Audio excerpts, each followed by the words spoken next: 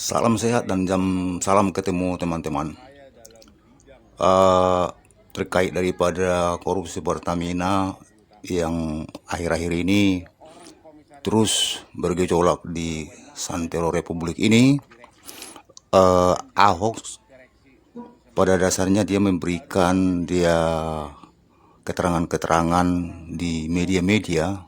Dia seolah-olah dia tidak sanggup dan tidak mampu untuk mengatasi masalah-masalah yang ada di dalam Pertamina pada saat dia bertugas ataupun menjabat sebagai komisaris utama. Dia pada saat itu mempunyai kedudukan di Komut, tapi dia seolah-olah tidak sanggup. Sebenarnya dia paham dan mengetahui situasi itu, dan terjadi banyak di sana masalah-masalah yang menimbulkan ujung-ujungnya korupsi yang saat-saat ini sedang viral. Tapi komut dia di dalam Pertamina itu tidak ada fungsinya. Makanya salah seorang daripada pengacara, yaitu Hotman Paris, mengatakan bahwa si Ahok itu lebih baik mengundurkan diri dari awal-awal, dan sekarang baru kamu cuap-cuap ke sana kemari. Sekarang kalau memang kamu rasa ada malu, pulangkanlah semua gajimu kepada negara, kasih sama masyarakat, karena fungsimu tidak ada pada saat kamu menjabat sebagai komut. Kira-kira gitulah maksudnya si Hotman Paris. Dalam hal ini saya tidak membela si Hotman dan tidak membela si Ahok. Memang pada dasarnya dia ditempatkan di sana sebagai komut itu, komisaris utama. Dia kan harus mengontrol semua kinerja-kinerja dan memberikan ultimatum kepada orang-orang yang melakukan pelanggaran-pelanggaran kepada kinerja-kinerjanya yang ada di Pertamina. Kan itu sebenarnya kan kontrol-kontrol itu sebenarnya yang perlu diketahui daripada yang diterapkan daripada si Ahok ini tadi. Tapi selama dia di sana, mungkin dia cuma hanya lihat-lihat aja begitu, atau memang dia bagaimana dia bicara nggak diakui. Kalau nggak diakui dia bicara di sana, ya lebih baik dia mundur. Artinya katakanlah kepada umum, katakan kepada masyarakat, saya mau mengundurkan diri karena ada sesuatu yang tidak pas di dalam kinerja saya di Pertamina. Begitu kan, jadi orang-orang paham bahwa memang Pak O itu bekerja, tapi memang bekerja itu menerapkan hukum atau menerapkan sistem pekerjaan yang benar di sana itu. Karena orang-orang di dalam tidak menerima sistem itu, ya kan lebih baik seperti itu. Jangan sekarang sudah ketahuan, dari dulu kamu diam-diam, sekarang udah ketahuan baru cuap sana cuap sini. Tapi seperti yang dibilang Hotman Paris, buat apa kamu di situ? Tak ada gunanya. Kamu sebagai komut, masa kamu nggak mengerti? Nggak bisa kamu misalnya tunduk ke tundukkan orang-orang itu kepada kamu karena kamu tertinggi di situ sebagai pengawasan di dalam perusahaan itu. Kira-kira gitulah ya maksudnya si Hotman itu. Kenapa enggak dari dulu kamu berbuat kebijakan-kebijakan gitu? Tapi ada banyak orang mengatakan, maka tadi saya bilang saya bukan membela Hotman. Banyak orang mengatakan bahwa komentar si Hotman ini seolah-olah tidak benar gitu. Maksudnya gini, ada yang mengatakan, Hotman, kamu jangan ngomong seperti itu karena ini kan negara-negara Indonesia, pemerintahan Indonesia. Masa kamu nggak ngerti? Masa semudah itu mengatur mafia-mafia di Pertamina? Presiden aja tidak sanggup menyelesaikan itu, apalagi seorang Ahok. Itu katanya. Banyak orang seperti itu berbicara dan berbahasa. Tapi menurut saya, ya, orang-orang ini orang-orang yang putus asa pemikirannya. Kalaulah begitu cara berpikir kita di negara ini, ya, kalau kita berpikir, mana ada gunanya itu, karena ini di atas sana, di atas itu sudah saling, buat apa kita mengatur negara ini kalau begitu? Tak ada lagi yang kita bicarakan di sini, biar aja berjalan begitu aja negara ini kalau begitu. Kalau kita sudah misalnya pesimis, tidak ada lagi harapan-harapan itu. Memang benar apa yang dibilang si Umar itu. Artinya apa? Jangan Mau ikutan susahkah banyak diatur, mau adakah masyarakat backingan-backingan Monas daripada seolah-olah dirut-dirut manusia ataupun di luar komisaris yang lain sengaja ataupun tidak jajaran-jajaran yang lain menyerangkan. backingnya Sekali petinggi-petinggi. lagi, Memang itu aturannya yang dibilang si fokus ke Okman itu. arah apa yang Bukan terjadi. berarti Tindak gara-gara pidana yang ada sangat backingan-backingan di masif atas, seperti itu. aturan-aturan yang Kalau dia mengatakan total diterapkan saya oleh tidak tahu, jajaran komisaris itu silakan. jadi hilang. Tidak Ya, boleh. Memang tapi itu aturannya. kenapa dia bisa nggak tahu Tapi kalau tindak memang pidana yang sangat misalnya dia masif tidak seperti sanggup, ya mundur. yang sekarang dia Katakan tak kepada meluapkan masyarakat, kemana-mana, saya mundur tapi supaya kok masyarakat tahu tidak gitu. satu Kenapa pun dia diam? Kenapa dia jawaban dia diam terhadap aja selama siapa ini, setelah ada sebenarnya masalah yang ini baru terlibat dia sejak awal atau keluar sana keluar apakah dia sini gitu tahu loh. sama Itu sekali. maksudnya. Jadi kalau Jadi misalnya history crime-nya yang saya kita sudah tanyakan, pesimis ya. bahwa Sementara tidak dia akan selalu ada ngoceh yang bisa kemana-mana, menyelesaikan masalah itu karena nggak ada gunanya lagi adalah ngoceh kemana-mana biasalah ada karena backingannya fokusnya petinggi-petinggi besar sekarang lah, jenderal lah, untuk apalah. Ya kejaksaan. buat Dan yang apa kita kedua, bicara kok untuk bisa memperbaiki nggak negara ini tahu lagi ada kalau tindak soal hal itu. pidana sebesar itu? Nanti di Kok mana-mana bisa bisa terjadi seperti itulah. komisaris utama tidak tahu? Contoh nih, misalnya Itu katakanlah pertanyaan DPR saya. berbuat seperti mana Jadi bisa kita saya ini tidak DPR, menyerang karena Ahok. itu Kalau sudah Ahok berkaitan punya ke pusat, itu sudah ada yang saya hubungannya bilang, ke jangan jajaran ngoceh eksekutif. sana Jadi sini, udah ngoceh susah sana kan, sini. jadi begitu kita nanti Fokus berbahasa ke itu. arah tindak pidananya. Orang itu sudah di Ya, backing biar saja ini sudah tahu. sekongkolan orang itu jadi eksekutif, yudikatif, legislatif sudah sekongkol itu. Jadi udah susah. Kalau begitu cara pikir kita di negara ini, buyar aja negara ini, tak ada gunanya kita mau memperbaiki. Jadi seperti orang-orang ini termasuk tak kenal saya siapa ini perempuan ini, memang sering saya lihat dia di media, cuma saya ya tak pernah kenal secara nasional gitulah. Katanya sih dia orangnya ada di luar ini orang ini. Tapi kalau berpikirnya seperti ini, seperti dia ini, Hotman, macam nggak tahu aja lu, nggak ada yang bisa untuk memberantas korupsi contohnya. Kenapa mereka itu mempunyai backingan selama ini pun presiden yang sudah gonta-ganti nggak ada yang sanggup gitu. Kalau begitu cara pikir kamu, begitu cara berpikir kamu untuk mengatur ataupun merubah atau merombak sistem kenegaraan ini supaya lebih clean government atau istilahnya korupsi ada berkurang lah. Kalau begitunya sistem kita, sedikit-sedikit kita mengatakan bahwa wah mana bisa, wah nggak bisa, wah nggak bisa. Kalau seperti itu, apa yang mau kita harapkan lagi? Berarti kita tinggal sama saja kita tinggal membiarkan negara ini hancur lebur. Kalau itu yang kita berikan kata-kata yang pantas untuk itu. Kita berarti hanya membiarkan negara ini aja ini. Kapan ini militusnya supaya bisa terjadi kehancuran di negara ini kalau begini? Berarti kita sudah tidak sanggup lagi. Artinya kita sudah menyerah kalau begini nih. Kalau bahasa-bahasa banyak yang berbicara seperti itu. Mana bisa diatur dari dulu? Kenapa tidak bisa diatur dari dulu? Yang mengatur itu adalah masyarakat sebenarnya. Kalau tidak sanggup lagi mereka, yang mengaturnya masyarakat. Ya seperti ini, caranya seperti ini. Artinya apa?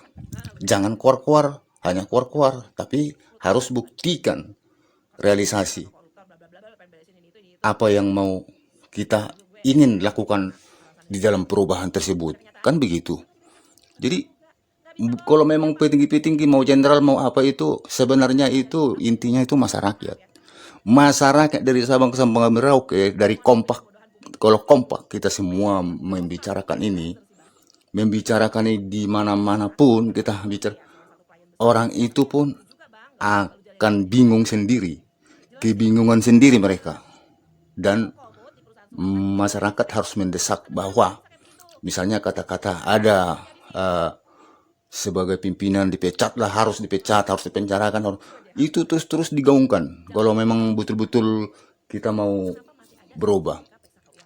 Tapi kalau kita berpikir hanya itu backingannya presiden, itu backingannya panglima, itu backingannya itu sudah namanya putus asa, itu udah putus asa, udah nggak ada lagi. Tidak ada lagi fungsinya kita di negara ini kalau begitu. Kita tinggal menonton aja kapan hancurnya negara ini, seperti itu loh.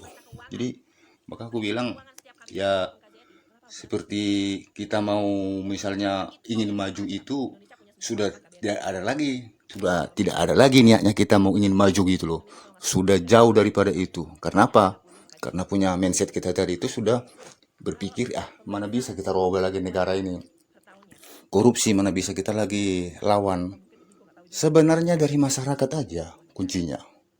Masyarakat hanya misalnya ada terjadi begitu, hanya beberapa hari aja viral, udah diam. Beberapa hari aja lagi viral, diam.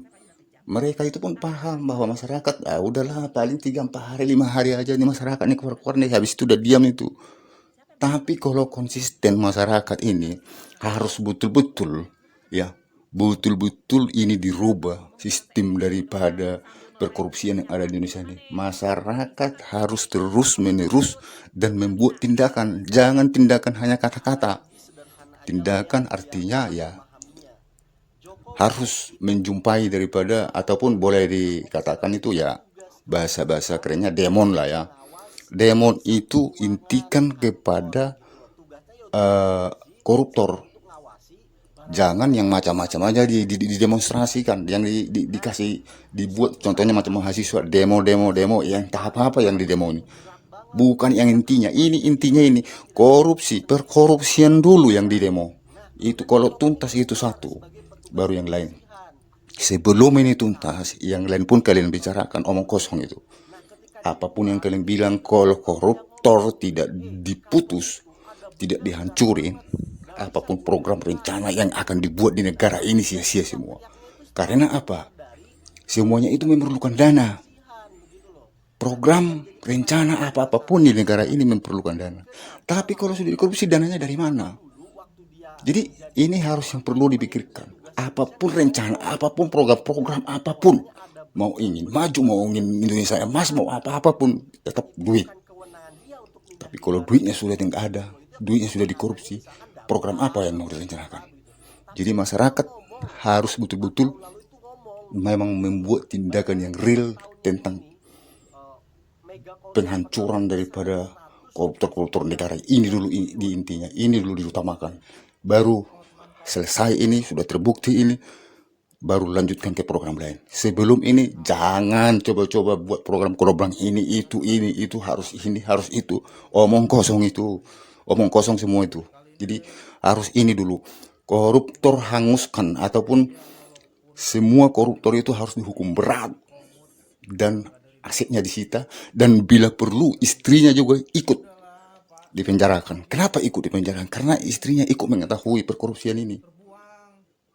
Berarti kalau ikut dia mengetahui perkorupsian, otomatis dia ikut mencicipi dan ikut mengetahui itu, berarti ikut mengetahui daripada kejahatan. Berarti ikut dia mengetahui daripada kriminal. Kalau dia ikut berarti sudah memang kena pidana dia. Jadi sebenarnya kalau suaminya, siapapun suaminya yang kena pidana korupsi, istrinya harus diseret juga. Di samping itu baru aset-asetnya disita. Itu baru perkorupsian di negara ini akan mungkin bisa, artinya enggak 100% habis, mungkin 90%. Begitu teman-teman. Dan mari kita dengar perkataan daripada orang-orang yang selalu pesimis. Emang lu siapa sih? Siapa sih lu? Halo Bang Hotman, saya rasa Anda salah satu pengacara yang namanya udah sangat terkenal banget ya, kaliber internasional ya kan. Saya lihat video Anda tadi pagi, ngoceh-ngoceh, woi Ahok berisik loh, apalah seperti itu ya. Kamu itu kan komut, kamu seharusnya bisa kayak begini. Bang Hotman, kayak nggak tahu aja bang. Ente tinggal di mana? Kayak nggak tahu aja negara kita kayak mana. Ya kan bang? Anda menyamakan komut bang, kalau di perusahaan yang lain ya, perusahaan swasta atau apapun itu, mungkin bisa bang kayak begitu. Tapi kalau di negara kita, apalagi itu perusahaan negara bang, ya kan, BUMN bang, nggak bisa kayak begitu bos. Nah, nggak usah, sesimpel aja deh bang ngejelasinnya ya. Urusan petrol dari zaman kapan sih? Dari zaman kapan kayak begitu? Zaman Tommy Soeharto sama Bambang. Jual minyak mentah kita ke luar negeri, mereka yang dapat komisi. Terus nanti diolah di luar negeri, dibeli lagi sama Indonesia. Mereka lagi yang dapat komisi. Rakyat cuma kebagian apa ya? Kebagian ngantri bensin doang, kebagian ngantri minyak tanah doang. Bang, jelasin sama publik yang bener bang. Jangan kayak gitu. Udah sekelas ente loh, masih aja bohongin orang. Bisa BTP bergerak kayak gitu? Nggak bisa juga. Kalau bosnya nggak, ini yang ada dia yang dipecat sama bosnya. Kan gitu. Bos yang paling tinggi kan tahu itu. Mau siapapun itu presidennya, mohon maaf ya, setelah Soeharto berganti presiden bergulir-gulir, ada 2 orang loh yang menjabat selama 10 tahun. Ada SBY, jenderal. Apakah dia bisa benahin Pertamina? Enggak. Anaknya main enggak? Lu cari tahu deh tuh. Jokowi 10 tahun menjabat. Katanya nggak bentar sama koruptor, bla bla bla, pengen beresin ini itu. Dulu gue percaya sama dia karena alasan itu juga salah satunya. Pada kenyataannya, bisa nggak diberesin? Nggak bisa juga. Nggak bisa bos, mau siapapun itu presidennya. Nggak usah ngajarin mohon maaf ya. Nih, pembohongan publik, pembodohan publik, gue bingung nih. Apa yang sedang lo lakukan? Kok sekelas lo jadi kayak buzzer sih bang? Gue ngerti lah, keluarga penguasa ya salah satu klien besar lo. Tapi ya nggak gitu juga bang, nggak usah juga lo ikutan jadi buzzer. Jelasin sama masyarakat yang bener. Kalau komut di perusahaan swasta, di perusahaan lain bisa kayak begitu. Kalau di perusahaan negara mana bisa kayak begitu? Lu bersuara kenceng-kenceng, lu yang dihabisin. Soal PPK nih bang, ini hal kecil aja, hal kecil ya. Zaman digital kayak sekarang, kenapa masih ada sistem BPK periksa keuangan kedubes-kedubes di luar negeri, itu datangin negaranya? Gue pengen tanya. Tapi di saat masyarakatnya mengantri subsidi, ya kan, untuk dapetin solar subsidi, apapun itu, mereka disuruh melek teknologi, dipaksa melek teknologi, ya kan, pakai barcode apa segala macam. Tapi petinggi-petingginya di atas, Badan Pemeriksa Keuangan, meriksa keuangan setiap KBRI maupun KJRI, kenapa harus datang stafnya ke luar negeri? Gue tanya loh. Kita hitung yang gampang aja bang. Indonesia punya 94 KBRI, ini kalau nggak salah ya. Kalau misalnya ada kurang atau tambah, dibenerin deh. Indonesia kalau nggak salah punya 94 KBRI, punya 30 KJRI di seluruh dunia. Kalau setiap pemeriksaan keuangan per tahunnya, 3 orang staf atau 5 orang staf, atau mungkin lebih, gue nggak tahu juga ya kan, datang berkunjung ke sebuah negara. Ke Amerika nih, kucuk-kucuk datang. Enak ya, ada 94 negara. Berarti dari sekian banyak staf di BPK, siapa tuh yang dapat jatah? Maaf ya, gue bilangnya jalan-jalan bang. Kerjanya mereka paling berapa jam? Taruh deh sehari 2 hari. Di luar negerinya 5 hari kerja. Selebihnya halan-halan. Apa? Siapa yang bisa rubah sistem itu sampai sekarang? Ada yang bisa rubah sistem itu sampai sekarang? Nggak ada. Jadi bang, kalau ngomong jangan seenteng-entengnya doang. Sambil melek, lihat kenyataannya kayak gimana. Bisa nggak BTP ngotak-ngatik dirut di Pertamina? Ya nggak bisa lah. Pakai analogi sederhana aja lah ya, biar mudah memahaminya. Jokowi itu ngangkat Ahok, ngerekrut Ahok sebagai petugas kebersihan dan pengawas di satu ruangan kantor, begitu loh. Tugasnya ya untuk bersih-bersih sama untuk ngawasi barang-barang yang ada di kantor itu, begitu kan. Nah, di suatu saat di kantor itu ada satu benda yang mana benda itu berat banget, yang Ahok tuh tidak bisa bersihkan, tidak bisa angkat sendiri, begitu loh ya. Nah, kemudian Ahok ini keluar sebagai petugas kebersihan, sebagai petugas pengawas di kantor itu, begitu loh. Nah, ketika di luar, ketika dia sudah keluar, baru dia ngomong, di kantor itu ada benda berat banget, nggak bisa gue angkat, gitu loh. Nah, tapi dia teriak-teriaknya itu setelah keluar dari sebagai petugas kebersihan, begitu loh. Nah, yang jadi pertanyaan dari masyarakat, ya kan, kenapa dulu waktu dia menjadi petugas kebersihan nggak ngomong gitu loh ke media bahwasanya ada benda berat banget nggak bisa gue angkat. Memang itu bukan kewenangan dia untuk mindahin barang itu, begitu loh. Itu kewenangannya misalkan Damkar atau siapa begitu. Tapi minimal ngomong. Di 4 tahun lalu itu ngomong, begitu loh. Bayangkan aja per tahunnya ini nih, mega korupsi Pertamina ini 193 triliun. Otman Paris, aduh, yang ngomentarin Ahok. Perasaan Ahok nggak pernah ada nyenggol dia, dia ngomentarin semua aja. Kali ini saya dukung Ahok lah. Iya, walaupun katanya dulu dia waktu jadi komut, kenapa nggak dari dulu melakukan aksi segala macam. Udahlah Pak, sama-sama tahu kita ini. Di Indonesia ini yang jujur itu terbuang. banyak yang nyerang, banyak yang nggak suka, yang jujur nih. Indonesia ini orang baik aja dipaksa menjadi orang jahat, Pak. Aduh. Terusin lah untuk Pak Ahok. Jangan takut, Pak. Masyarakat bersama Anda, Pak. Jangan dengerin orang itu, Pak. Semangat, Pak. Ini tentang Ahok ya, Basuki Cahayapurnama, yang pernah menjadi komisaris utama di Pertamina pada tahun 2019 sampai 2024.